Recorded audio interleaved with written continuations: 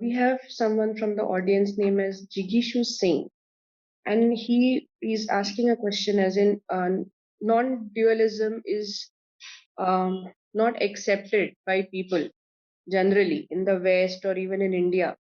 So, what can be done to push people towards the Vedantic thought? You see, we need to revisit the fundamentals. Why is Vedanta or Dharma needed at all? Why can't man do without Dharma? Man needs Dharma because man suffers. When I say man, I mean human being. I'm just being old-fashioned in my usage. So, we suffer and therefore we need Dharma. Otherwise, we are all right as we are, as animals are. No animal has any concept of dharma, not even a need.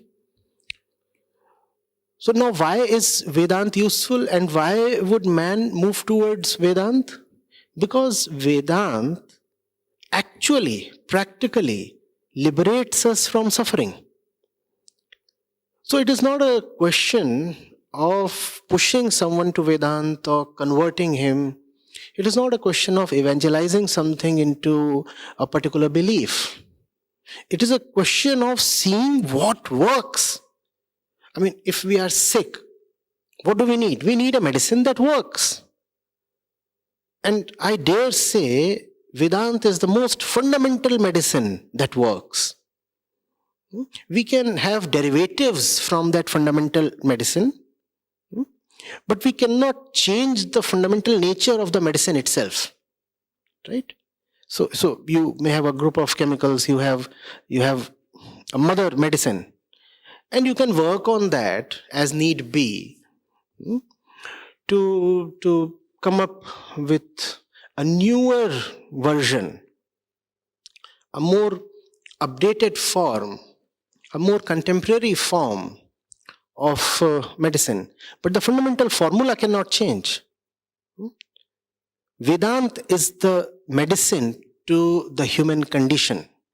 And the human condition is of misery. We are misery, Vedanta is medicine. And therefore, we'll have to go to Vedanta.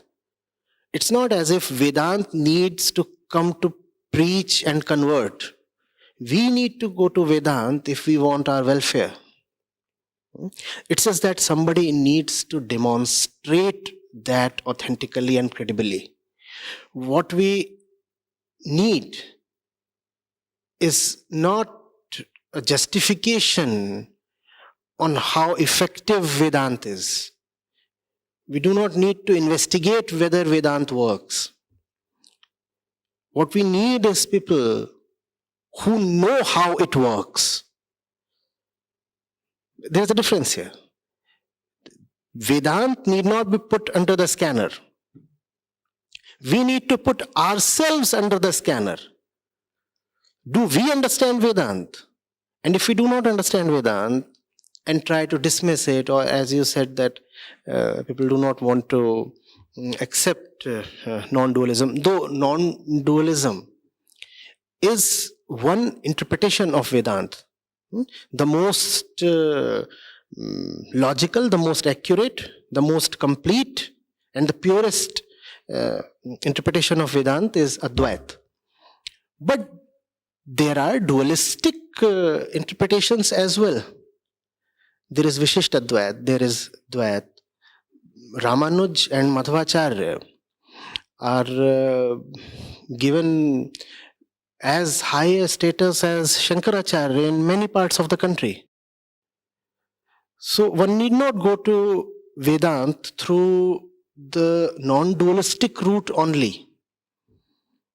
One could take the dualistic route, approach Vedanta, and when you are intimate with the Upanishads, then you realize that their central message is of non-duality. So, there's another question, that is, if a person wants to, many people are asking this question, so I'm just putting all into one.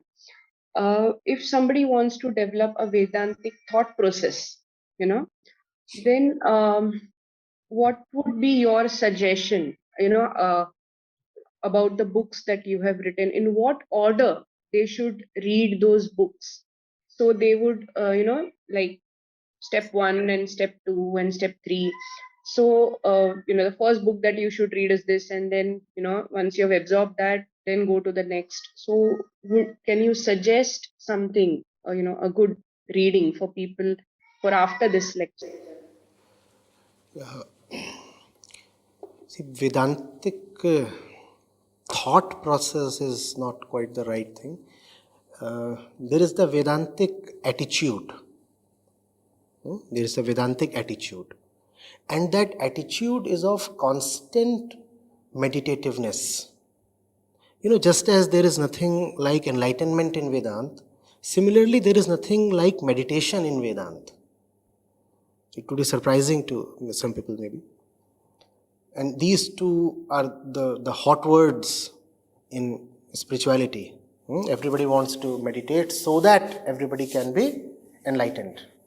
But in Vedanta, there is neither meditation nor enlightenment.